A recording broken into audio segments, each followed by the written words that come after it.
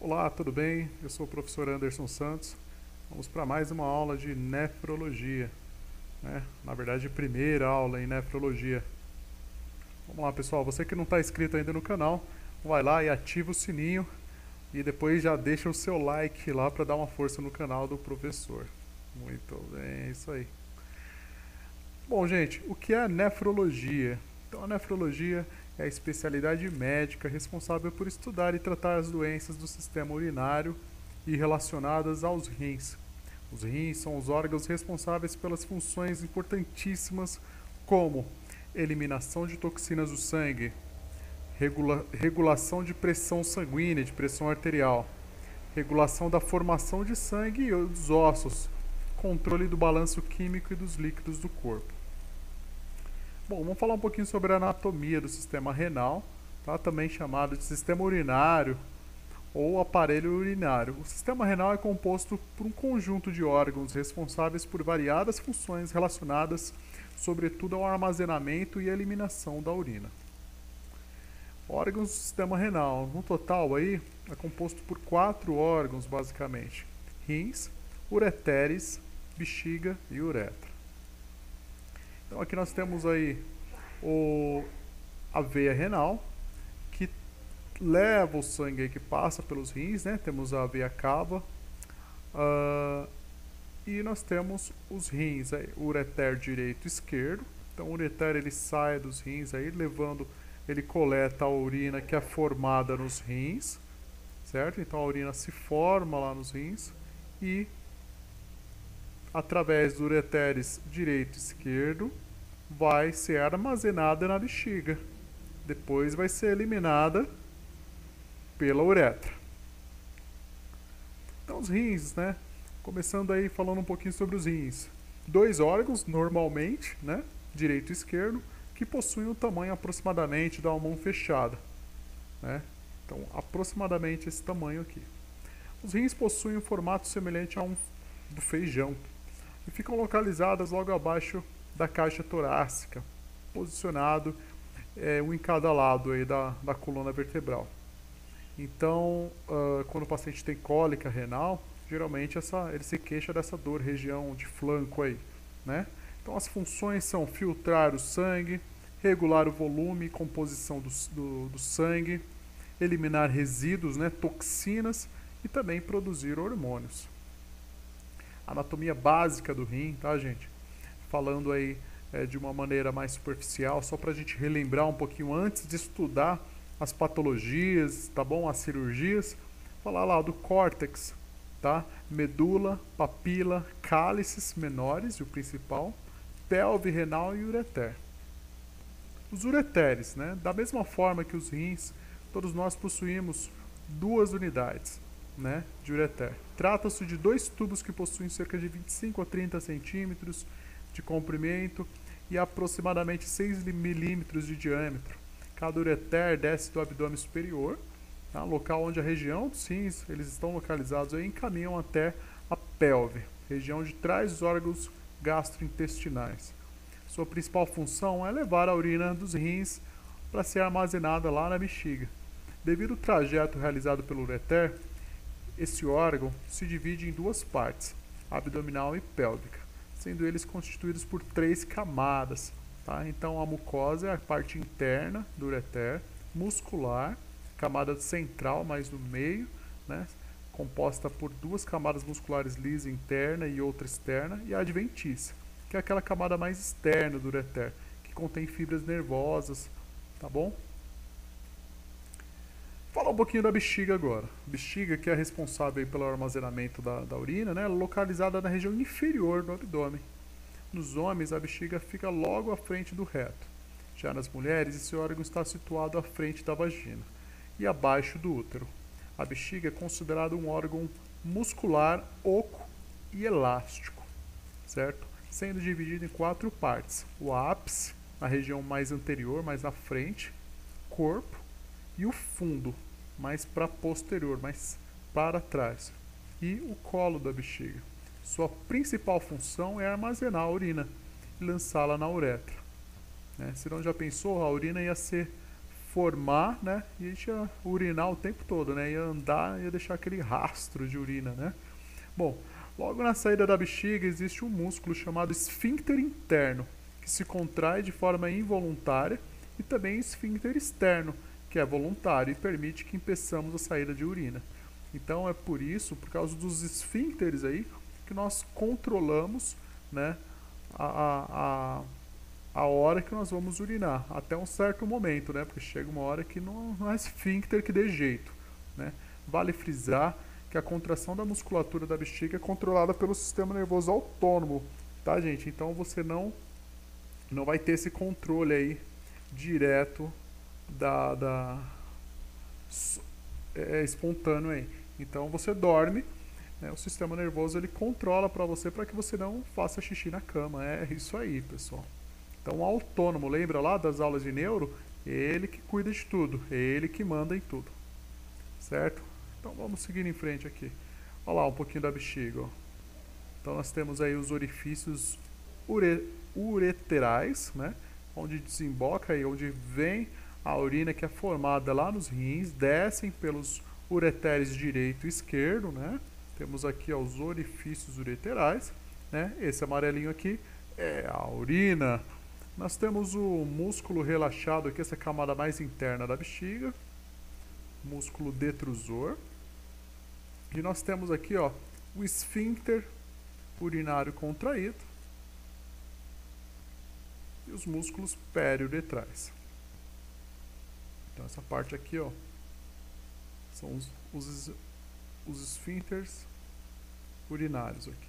E logo abaixo começa a uretra. Então nós passamos a sonda vesical de demora ou de alívio através do canal da uretra.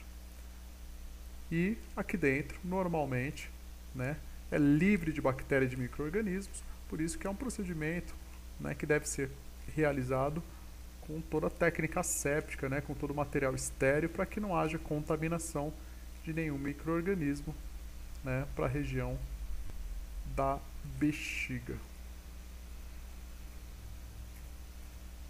Muito bem. A uretra, aquele finalzinho lá, né? O último órgão integrante do sistema urinário. Nos homens, ela termina no pênis. Nas mulheres, a uretra termina na vulva. A estrutura anatômica da uretra é diferente em homens e mulheres. Nos homens, a uretra também é responsável por dar passagem ao esperma durante a ejaculação e mede aproximadamente 16 centímetros. Nas mulheres, a uretra é mais curta, medindo em torno de 4 centímetros. Então, no corpo feminino, a uretra fica localizada atrás da sínfise púbica, termina entre o clitóris e a vagina. Bom, agora falando um pouquinho da fisiologia do sistema renal. Para que serve o rim? Então, dentre as funções aí, a regulação do balanço hídrico. Quando nós falamos em balanço hídrico, nós estamos falando da quantidade de água, né, e de eletrólitos que nós temos no organismo. Certo? O balanço eletrolítico é quem vai garantir um aumento do volume, da volemia, né, e do volume e osmolaridade corporais. O que é essa osmolaridade, né? São aí o equilíbrio ácido-base. Então, manter o nosso corpo com pH ideal para que a gente tenha uma vida saudável e balanceada. Por isso que é interessante e importante que nós sempre nos hidratamos aí. As pessoas que têm o funcionamento dos rins, né, sem nenhuma alteração, é importante que façam uma ingestão de líquidos aí, de água, em quantidade razoável, para que os rins possam aí ir filtrando, removendo, né, impurezas, produtos metabólicos, né, por exemplo, a ureia, e a remoção também de substâncias exógenas, tá? Também dentre essa remoção de impurezas, né, a gliconeogênese, né, a formação aí do glicogênio, secreção de hormônios, tá? Hormônios, renina, eritropoetina, tá?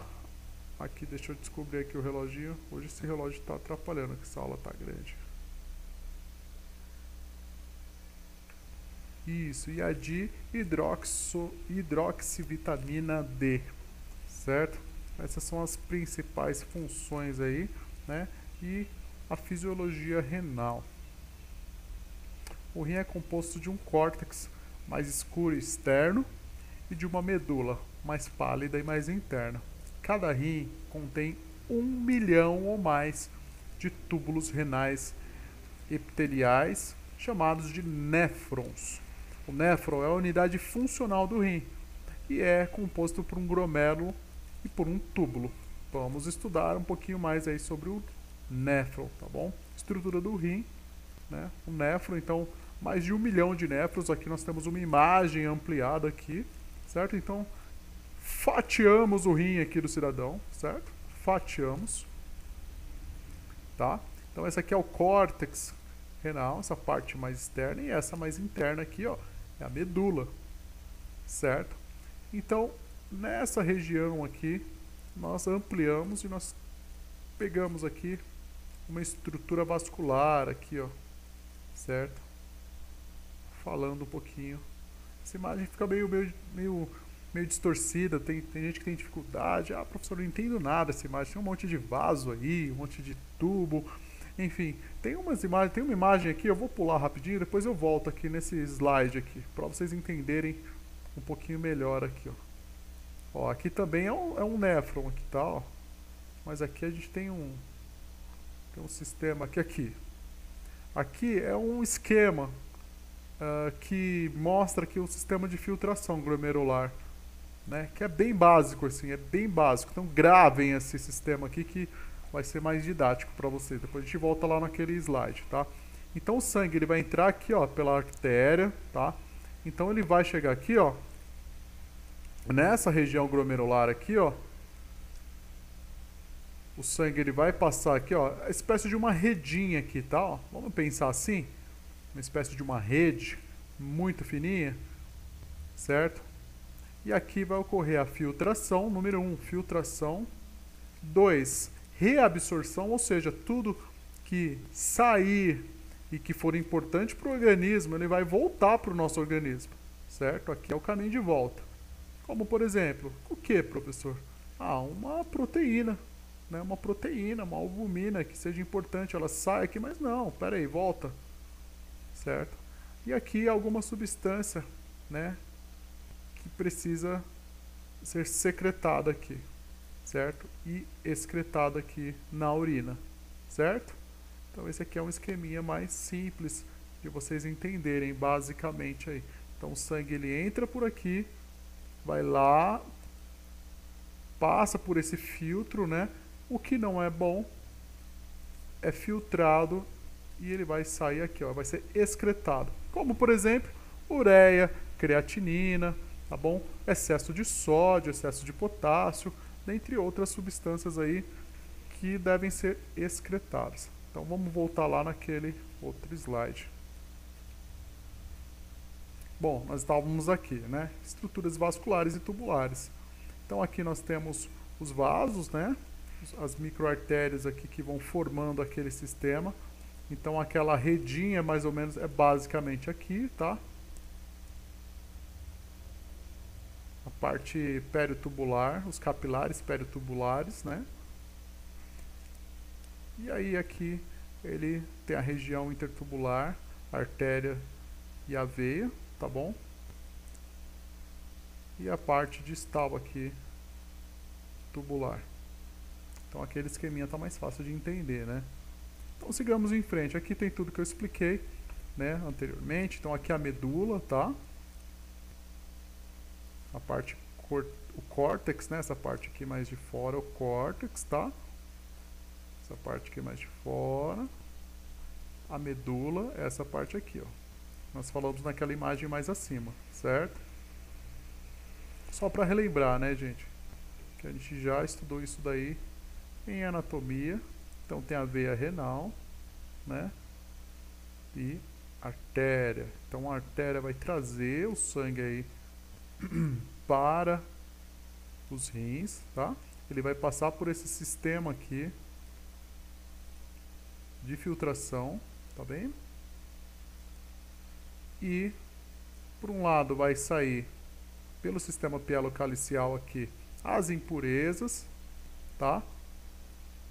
Vai descer aqui pelo ureter urina, junto com as impurezas, junto com todas as substâncias aí tóxicas aí que o organismo vai eliminar pela urina e vai voltar, né, vai ter um retorno venoso aí, o sangue já limpo.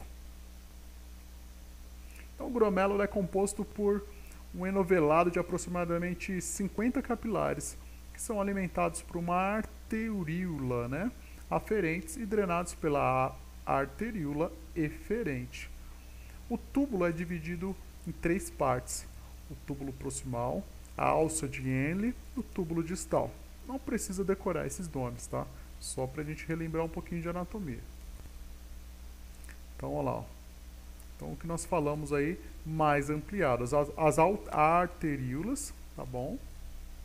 A cápsula, né? O espaço capsular, tá? A parede glomerular. Cadê meu? Aqui, ó. Parede glomerular, tá bom?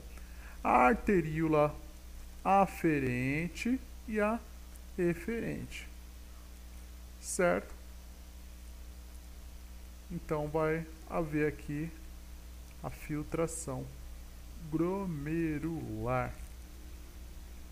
Cada néfron é independente e possui a capacidade de formar urina por si só. A urina se forma no interior dos néfrons e então segue para os ductos coletores, que se unem para formar a pelve renal de cada rim. Por sua vez, cada pelve renal origina um ureter. Vamos voltar lá na pelve renal, só para vocês verem. Aqui, ó, a pelve renal, aqui, ó. Então, aqui o sistema coletor glomerular, vamos dizer assim, e aí desemboca aqui na pelve renal, que vai formar um ureter. Aí lembrando que tem 2, né, ureter direito e esquerdo. Certo? Então, aqui os sistemas capilares, novamente aqui um sisteminha aqui. Então, a arteríola aferente. Então, o sangue vai fazer esse caminho. O processo de filtração. Olha lá, a cápsula de Bowman. Tá? A arteríola eferente, ou seja, a aferente, o sangue entrou aqui. Eferente, ele vai sair aqui. Tá bom? E vai fazer esse trajeto aí. Tá? Aqui é um esquema mais adentro aí do processo de filtração glomerular. Então tem a filtração, reabsorção que ocorre no lúmen, tá? A secreção e a excreção no lúmen do meio externo. Aí ocorre aí o ducto coletor, né? O sistema coletor vai lá para a bexiga, para o meio externo, certo? Então a função básica do rim é limpar o plasma sanguíneo, né, de substâncias indesejáveis ao organismo. O filtrado glomerular é o conteúdo plasmático sem as proteínas, né? Então, um rim que filtra bem, ele não tira da corrente sanguínea proteínas, certo? 20% do plasma é filtrado pelo glomérulo por vez. As substâncias que precisam ser eliminadas incluem, sobretudo, os produtos finais do metabolismo, como ureia, creatinina, ácido úrico e uratros. O mecanismo principal pelo qual o rim limpa o plasma dessas substâncias indesejáveis é a filtração, aquele processo que vocês viram. Outra função do rim é controlar a constituição de água e os eletrólitos, então ele vai controlar aquele sistema de eletrólise do potássio, cálcio, fósforo para manter o balanço hídrico, tá? Do contrário, nós iríamos urinar o tempo todo. Temos o hormônio aí, o ADH, hormônio antidiurético, que também vai ajudar no controle da diurese, tá bom? O hormônio o ADH, ele vai evitar que o indivíduo ele urine o tempo todo, por exemplo, né? Então ele vai controlar a pressão do sangue no glomérulo, provoca a filtração do plasma na cápsula de Bowman. Então, isso não vai cair em prova, tá, gente? Então, vamos relembrar hoje. O filtrado glomerular flui pelo túbulo proximal da alça de Henle, tá? O túbulo distal, túbulo coletor, e libera o conteúdo na pelve do rim. Então, é só o que a gente estava vendo. Em outras palavras um pouquinho mais difíceis aí, é aquele esqueminha lá né, que vai dizer que o sangue ele vai entrar, ele vai ser filtrado, vai ser formado urina e vai ser reabsorvido algumas substâncias pelos sistemas capilares. Aí. A água e os solutos que não são reabsorvidos transformam-se em urina. Basicamente, tudo isso que a gente falou até agora: filtração, secreção e reabsorção. Certo? Então aqui está falando mais um pouquinho aí sobre as diferentes partes do néfron, as substâncias que podem ser secretadas, tá? Substâncias em excesso ou tóxicas não são reabsorvidas, então a ureia em excesso também pode ser prejudicial ao nosso organismo, então ela não é absorvida, um exemplo mais clássico, tá bom? Substâncias essenciais são reabsorvidas, como por exemplo proteínas. Aqui é aquele esqueminha que eu pulei e voltei nele, tá? Façam esse esqueminha no caderno de vocês, tá bom? E gravem matéria de prova. Repito, matéria de prova. Bom, a maioria das substâncias são reabsorvidas no túbulo proximal. Água, sódio, cloreto, potássio, glicose, aminoácidos. Aminoácidos é o nome dado a outras proteínas, só que menores, tá? Vitaminas, fosfato, bicarbonato, cálcio, certo? Então ele é reabsorvido, certo? Então ele é filtrado, mas ele não é excretado para a urina, ele volta, tá bom, gente? O rim também atua na produção de hormônios, eritropoetina, que também pode ser chamado fator estimulante eritropoético. Então, esse hormônio, ele estimula a medula óssea a produzir sangue, tá bom? O paciente com patologia renal crônica apresenta um déficit desse hormônio, então ele precisa repor, tá? Durante o processo de hemodiálise, ele vai tomar a eritropoetina humana, que são injeções subcutâneas, tá? Para que o corpo dele possa, a medula possa ser estimulada, a medula óssea, para que ele produza o sangue normalmente, certo? A principal fonte de cálcio do organismo é a dieta, principalmente do leite e seus derivados. O cálcio é um íon de muita importância para o organismo. Quando a concentração desse íon no sangue cai abaixo dos níveis normais, ou seja, hipocalcemia, as fibras nervosas tornam tão excitáveis que começam a sofrer descargas espontâneas, iniciando impulsos nervosos sobre músculos esqueléticos, o que causa a contração tetânica. Em geral, a hipocalcemia aguda no ser humano não causa nenhum outro efeito significativo. O paciente morre antes de outros sintomas aparecerem. Ou seja, é muito importante que os rins funcionem normalmente e que o cálcio, né, as dosagens de cálcio sejam bem controladas. Né? Então vamos falar sobre isso aí quando estudarmos as patologias aí dos rins, insuficiência renal, tá? Falando sobre a reposição de cálcio também. Então, mais um pouquinho sobre os níveis de cálcio, tá bom? Falamos agora sobre a hipercalcemia, que é o aumento, tá? Ocorre em depressão do sistema nervoso central, diminuição de reflexo, tudo porque o cálcio, ele atua aí diretamente na condução dos estímulos nervosos, né, gente? Então, para que o corpo funcione bem, é importante que o cálcio esteja circulando em condições normais. E para que isso aconteça, os rins devem estar trabalhando em condições normais. A vitamina D possui um potente efeito de aumento da absorção do cálcio, né? Quando tem aquela propaganda lá, né, sobre o cálcio, né, a maioria dos suplementos de cálcio já vem com a vitamina D, porque é um fator que necessariamente ela vai ajudar na ativação, na absorção do cálcio, né? A vitamina D deve ser convertida primeiramente pelo fígado e por último pelos rins.